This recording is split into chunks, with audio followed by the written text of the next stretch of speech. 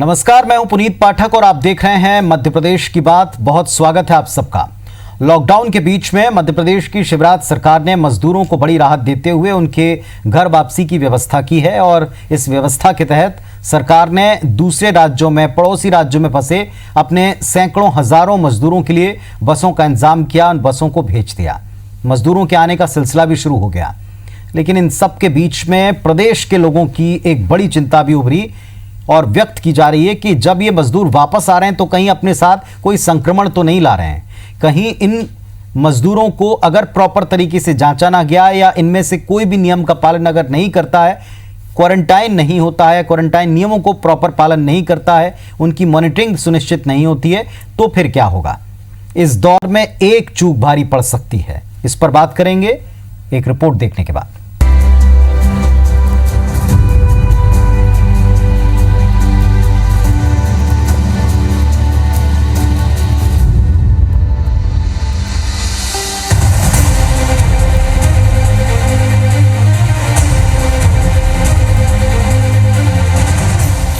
Lockdown के बीच मजदूरों को राहत, मध्य प्रदेश के मजदूरों की घर वापसी।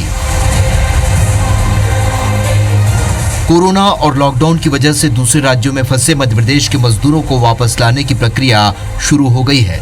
गुजरात और राजस्थान से चले मजदूर अब अपने अपने मंजिल पर पहुंचने लगे हैं। अलीराजपुर में जहां गुजरात मजदूरी करने गए आदिवासी मजदूरों को 2 दर्जन से अधिक बसों के जरिए सैकड़ों मजदूरों को लाया गया, तो वहीं झाबुआ के पिटोल में गुजरात से पहली खेप के रूप में 50 से ज्यादा बसें मजदूरों को लेकर पिटोल बॉर्डर पहुंची।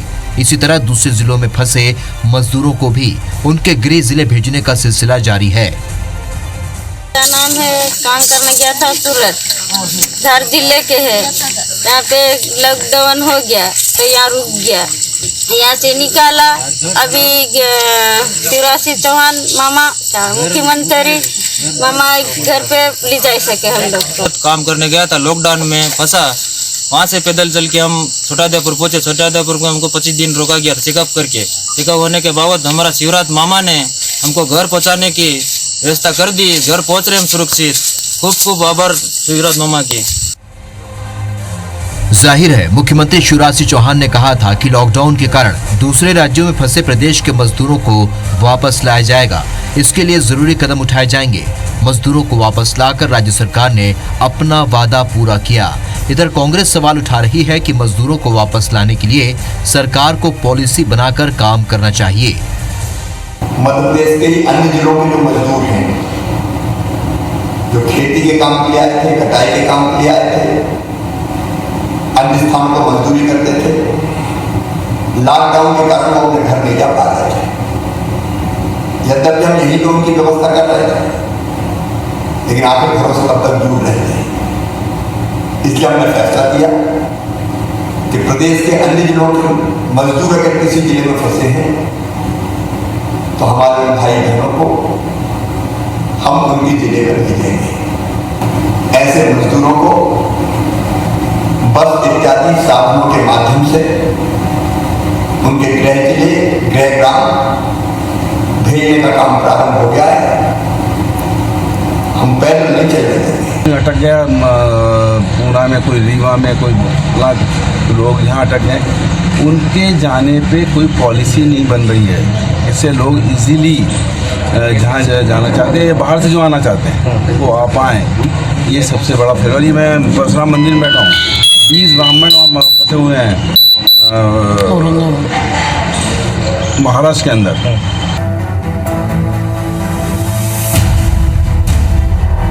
बहरहाल सरकार का दावा है कि मजदूरों को लाने के साथ उनकी जांच और क्वारंटाइन करने की पूरी व्यवस्था की गई है। लेकिन सवाल उठता है कि हजारों की संख्या में मजदूरों की घर वापसी हो रही है।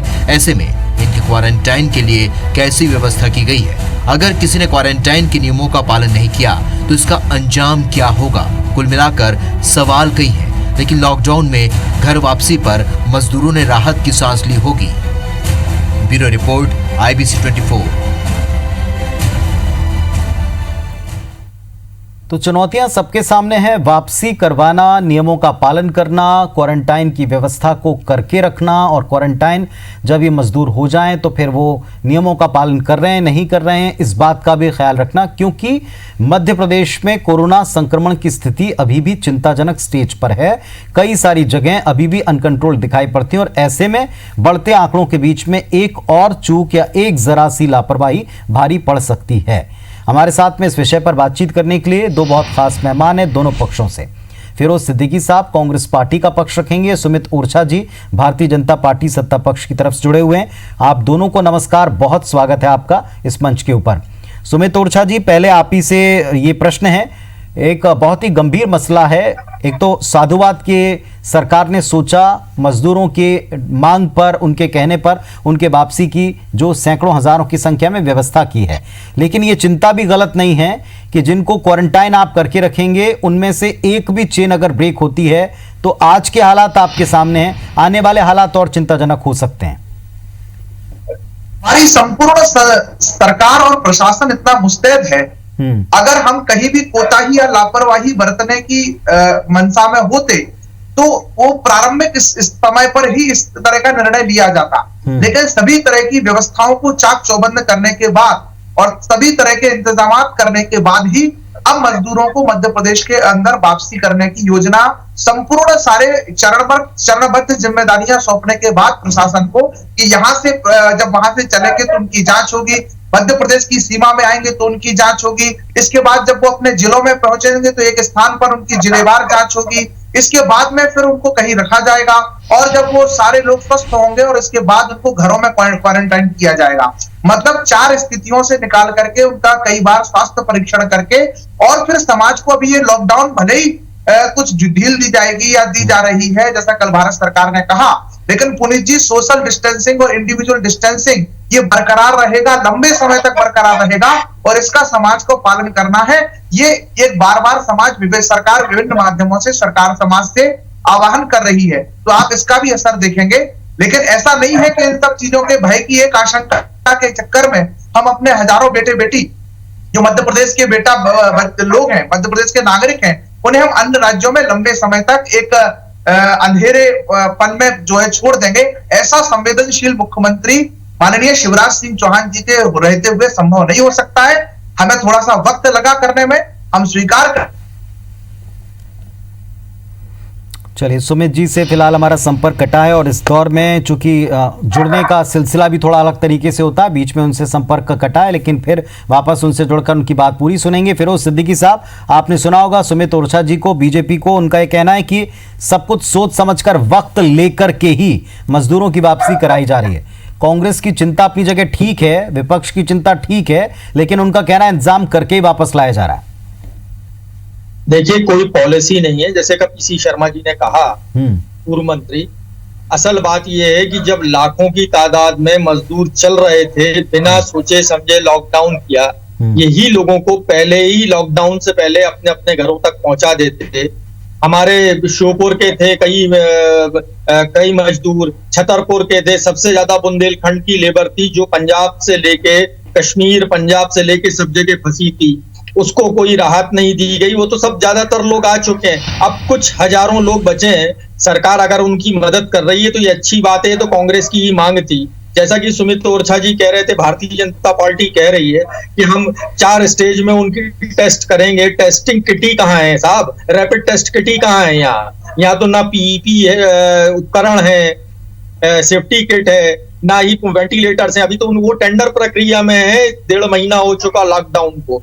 1000 रुपए डालने की बात सरकार ने कही थी कि हम अपने जितने भी मजदूर हैं उनको 1000, छत्तीसगढ़ सरकार ने 11,000 रुपए ये मेरे ख्याल में पिछले महीने ही डाल दिए थे। तो क्या मध्य प्रदेश सरकार ये काम नहीं कर सकती थी? और खुद पूर्व नेता प्रतिपक्ष कह रहे हैं कि ये पैसा हमने डाला नहीं, मेरे क्षेत्र में ये पैसा आया नहीं मजदूरों के खाते में। तो ये जो सरकार है बिना किसी प्लानिंग के अपना काम कर रही है। लोग भूखे हैं, लोगों को पैसा नहीं मिल रहा है। अभी एक बात हुई कि साहब वो जो राशन की दुकान है उस पर थंब इम्प्रेशन नहीं लगेगा, और अब वैसे ही 1.5 महीने बाद आपको याद आई कि थंब इम्प्रेशन नहीं लगाना है वहां पर।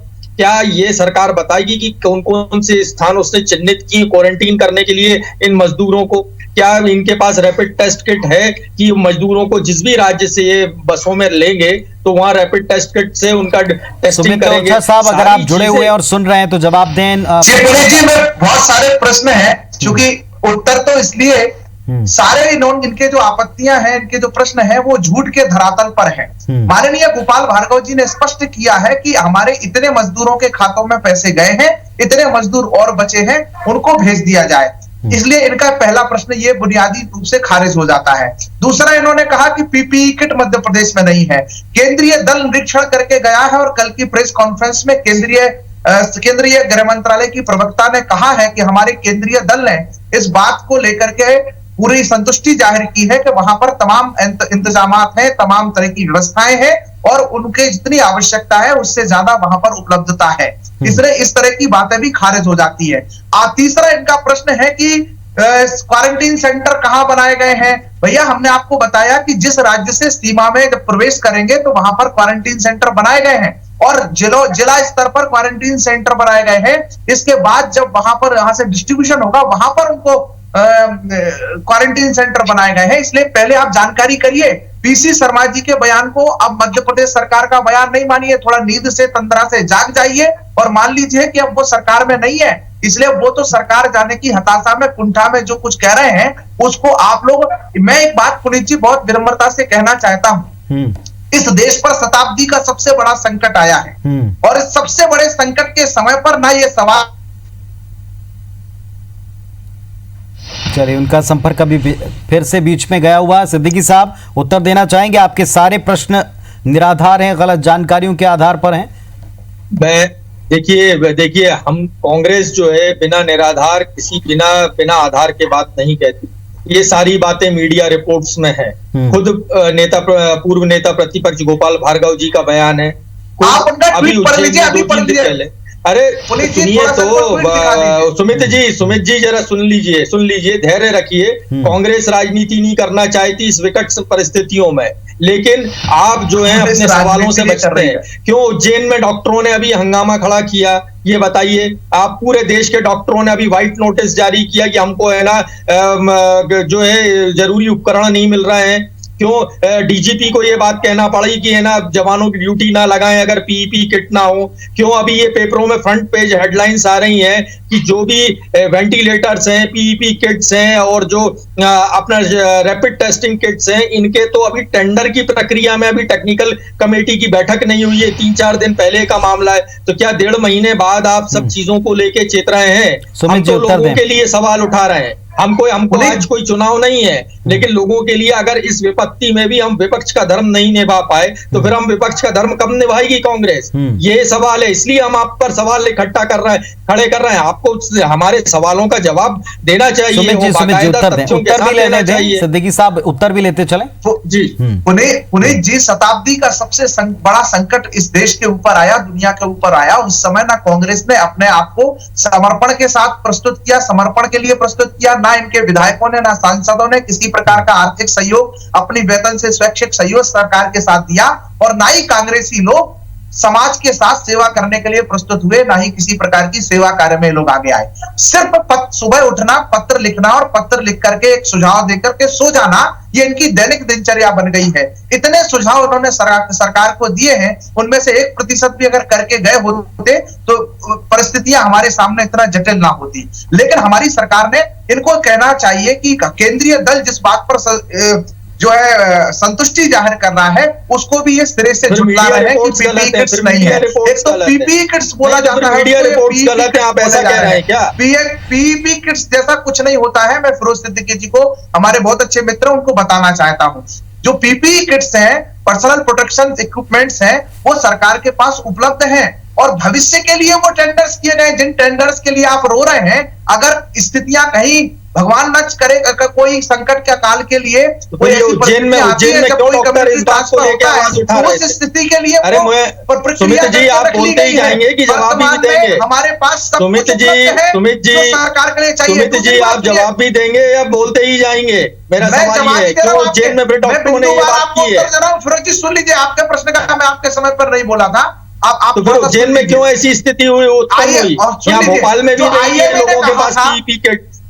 आईएमए ने कहा था वो कांग्रेस के संरक्षण में चल रहे उन जमातियों के जो हिंसा कर रहे थे, जो डॉक्टर्स के साथ बदतमीजियां कर रहे थे, उन जमातियों के लिए से सुरक्षा दिलाने के लिए, सुरक्षा को और चाक चौबंद करने के लिए आईएमए ने सरकार से आग्रह किया था, जिसे माननीय मोदी जी ने, हमारे देश की सरकार ने जी आईएमए ने व्हाइट नोटिस जारी किया है। आपको बता दूं, आप आईएमए का मैं आपके पास लेटर दे सकता हूं, उनकी प्रेस रिलीज है मेरे पास। आईएमए ने अपने आप उन्होंने व्हाइट नोटिस जारी किया है इसी बात को लेकर। की देश में कोई समस्या नहीं है। पूरी दुनिया भारत के, मैं हाथ जोड़ करके प्रार्थना कर रहा हूं कि पूरी दुनिया कह रही है कि भारत की लड़ाई का तरीका कोरोना के विरुद्ध सबसे उत्तम है, और आज जिस स्टेज में हम हैं वो बहुत नियंत्रण में है। कुछ लोगों ने आप लोगों के संरक्षण में अगर इस तरह के कृत्य ना किए होते तो पूरा देश जानता है। पुनीत जी, एक बात और अंतिम कहना चाहता हूं, पाकिस्तान की सरकार की स्वास्थ्य मंत्री का अधिकृत बयान है कि हमारे देश में जमातियों के कारण फैला, लेकिन यही बात अगर हिंदुस्तान की सरकार बोल दे तो इन लोगों की छातियां फट जाती हैं। इस संकट काल में भी ये तुष्टीकरण की राजनीति कर रहे हैं, इन्हें शर्म आनी चाहिए। सेवा कर रहे हैं, समर्पण के साथ समाज के साथ खड़े हुए हैं। अगर कहीं कोई कमियां हैं, किसी भी पक्ष को उसे स्वीकार करने में दिक्कत नहीं होनी चाहिए, जिसकी वजह से संक्रमण फैलना। बता रहे केंद्रीय विभाग जब प्रेस कॉन्फ्रेंस करता है तो उसमें बाकायदा प्रतिशत के साथ देश को बताता है कि टोटल जितने मरीज हैं उनमें कितने प्रतिशत जमातियों के रहे हैं। इसीलिए अब इस तथ्य को तो इस बहस में लाकर अलग दिशा देने की कोशिश ना ही की जाए तो बेहतर है, क्योंकि अच्छी तरह पता है कि उनका प्रतिशत पूरे देश में कितना रहा है संक्रमण को फैलाने में। अब थोड़ा आगे चलते हैं। प्रदेश में मजदूरों की वापसी के दौरान जब हजारों की संख्या हो और एक चूक भारी पड़ती हो, तब अगर हर कमी को एक बार रीचेक कर लिया जाए तो बेहतर है। और सारे देश में नियंत्रित हालात के बीच में चिंताजनक प्रदेशों में अगर हमारा प्रदेश दिखता है तो थोड़ा एक बार सोचना चाहिए।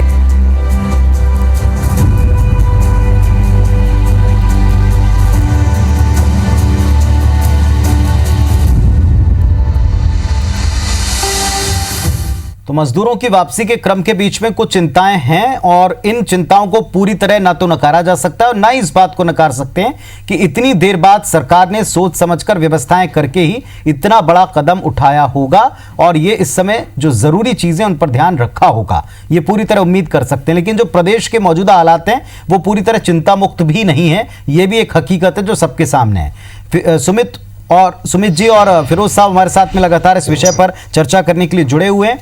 फिरोज साहब, विपक्ष के नाते अच्छी चीजों को अगर आप ये कहते हैं कि ये काम बेहतर हुआ, और जो कमियां उनको कहते हैं कि हाँ ये कमियां इसको हम दूर कर सकते हैं और इस तरह दूर कर सकते हैं तो बेहतर होगा, इस समय मजदूरों की वापसी में सबसे बड़ा लैक आपको क्या लग रहा है, विपक्ष को क्या लग रहा है? देखिए, पहली चीज तो यह है कि कमलनाथ जी ने बहुत पहले ही मांग की थी कि अन्य प्रदेशों में जो हमारे मजदूर फंसे हैं उनको उनकी वापसी की जाए। दूसरी बात उन्होंने ये मांग की थी कि उनके खातों में पैसे डाले जाए।